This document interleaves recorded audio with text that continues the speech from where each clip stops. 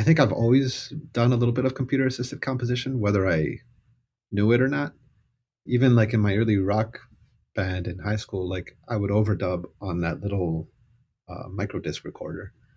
That is, to me, already computer assisted composition because you're using technology to essentially develop compositional ideas. Of course, that's a sort of very simple tool that someone can use. But to me, that's a lot healthier and a lot better than clicking notes into Finale and then hitting playback because you just get a much better idea of like the line that you're creating and the playability of what you're doing and how things fit together. But computer assisted composition for me is essentially any tool that you can use to generate new ideas, to develop your ideas, or to enhance some kind of approach or intuitive or intuition that you might have about a piece or a particular idea. And there's so many tools out there, some just practical ones that people could start using right away.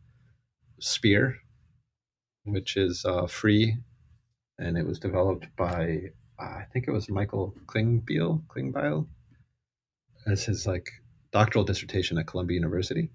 But it's a spectral analysis tool that allows you to input a sound and then see what the overtones are, see what its partials are, and it gives you the frequency and then the amplitude or the loudness of each partial.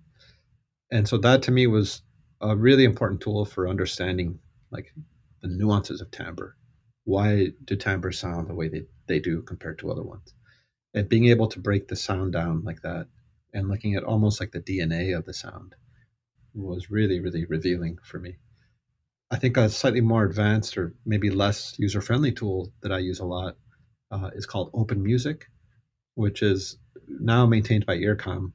It's also free, but it's basically a suite of various tools that composers can use to create like algorithmic structures, to develop or generate sort of harmonies, melodies. Usually, traditionally, this was a tool that was often used by spectral and post spectral composers, but there's all sorts of interesting different libraries and things that you can use within Open Music that would open up new possibilities for developing ideas. And actually now Open Music is an integral part of my process. Like I use it on almost all my pieces. I don't really like I can almost now anticipate what the different like tools within Open Music will do or will sound like. And so it's colored the way that I even like imagine music. So I think I'm Yeah. imagining something and I think, oh, X or interpolation from this harmony to this harmony would be really interesting here. Or like expanding with a distorted overtone series on this harmony would be really cool. And I already know what it'll sound like because I've used it so much and been exposed to these kinds of harmonies so much to the point that now it's become like embedded in my thinking, in my workflow. Maybe tying it back to like that when we were talking about the pillars of my creative thinking or of my creative approach, I think computer assisted composition is really deeply interweaved in how I even think about music because the computer or these tools have opened up new ways of conceptualizing sound. I think of sound differently now. I think of timbre very differently. I think of harmony very differently. It's almost like once I began to work with these tools, it changed the way that my ear worked. And now there's kind of for me no going back. Like I couldn't imagine now not using these things just because it's so intuitive, it's so interesting sonically to me, and the results for me have been very positive. And so I often recommend it to my students here at ASU, but it's also not for everyone. Mm, You know, yeah. I'm a horrendous pianist, so I don't have any desire to write pianistically or to write on the piano. I do, of course, and I will pick out certain melodies and harmonies and things. But this has become essentially like open music has become like the instrument that I compose on to a great degree. I'm really struck by the fact that you're talking about computer assisted composition as it relates to like the acoustic music that you write. Hmm. It's a tool for that. Oh And yeah. I guess I almost expected, because I know you do work in electroacoustic modes and sounds and all that kind of stuff. Hmm. I almost expected, I guess because computers in front of it, Oh yeah. like computer music. uh, But I'm sure, of course, I mean, you can use this for pretty much anything, any yeah, right composition. absolutely. And I think it's much more natural to use technological tools for computer music or for electronic music, just because you're usually writing it on the computer already, or you're producing or developing your ideas in a DAW or in Max MSP or whatever. So that's not such a big leap. But for me, it's I use it mostly for my acoustic music. In fact, as you said, and it's given me like a suite of tools and possibilities now that I've over the years gone like fine tuning and honing to do exactly what I want them to do.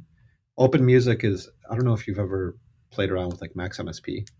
Yeah, yeah, I have. So it's kind of similar in the sense that it's an object oriented programming language. There are like these little objects that you connect, and then you can tweak how they behave depending on how they're interacting with each other.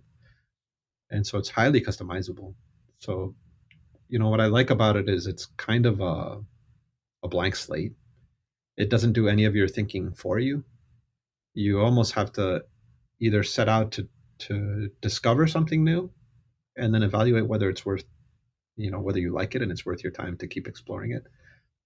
Or once you have some experience, coding and open music, you can create tools to fit like very specific needs that you have or that you want. And actually, a lot of the things that I use it for now are things that I used to do by hand, maybe like 10, 12 years ago. I would like figure out all these harmonies and using just pen and paper and a calculator, for example, working with frequencies and ratios and rates of change and things like that. And then after maybe an hour or two of like calculating, I would have the harmonic progression. I would play it at the piano, slowly because I'm a bad pianist. And then I would have to evaluate whether it's something that I wanted to use or not. And that's so incredibly tedious. And it also, I think, is subconsciously affects your decision making because you spent so much time generating the material that if you don't like it, you think, oh, I wasted all that time. So you might be a little bit more subconsciously inclined to want to like it, to justify all that work and all that effort that you've already put into it. And so I think the effortlessness of evaluating certain procedures and then being able to play it back and instantly hear whether it's something that you want to use or not is liberating for me. Mm. Yeah. And it Uh, works beautifully because I mean the results are beautiful. Thank you so much. Yeah. Yeah, it's taken a long time to fine tune it. I mean, it's pretty much like an instrument. You have to practice and tweak it to what you need it for. But of course, as you mentioned, there's a kind of a blurry line between computer assisted composition and computer music. And I think for me, the distinction lies in often in like the kind of thinking that goes into the music. I have a really good friend and a mentor, Rodrigo Sigal. He's a Mexican composer. He's a director of SEMAS, the Mexican Center for Music and Sonic Arts in Morelia. And I once showed him an electroacoustic piece that I was kind of proud of, and I thought it was really cool. And then, he looked through it and he listened to it, and then he said, just because you use Microsoft Word doesn't mean that you're a technologist. And that it clicked right there. I was like, just because you use a particular tool doesn't mean that you're applying technological thinking to the output towards the piece. And so I think for me, it's important to distinguish between them. Is a computer assisted composition tool applying acoustic thinking, or is it being used to go beyond acoustic thinking and into maybe technological thinking, or and vice versa? Like, and either, not to say one is better or worse than the other, but if you're using an algorithm to write tonal counterpoint, there are probably better ways to go about doing that. I don't think you need a, it's worth studying counterpoint. You don't need to write a program that can do that for you. I mean, whatever. There's a technical feat to that that's Yeah. interesting for some people, but for me, it's using an algorithm to do something that you might not otherwise do intuitively or with your acoustic training. But then, as I mentioned, my thinking and my listening has changed over time, and so now it's hard to tell where the borders between these things are. And the border between acoustic and electronic music is so fluid. There's so many acoustic pieces that sound purely electronic, and vice versa. That there's a nice fuzziness between those now. I also think it's possible to use like any computer music tool as a computer assisted composition tool. Like there's some really interesting composers that will essentially create like electronic pieces and then transcribe them.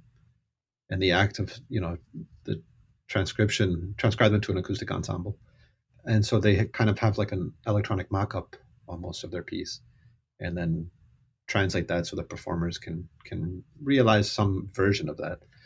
And to me, that's also a very interesting approach because you're beginning with like the concrete sound as your starting point, not the dots on the page, and that can also be kind of liberating.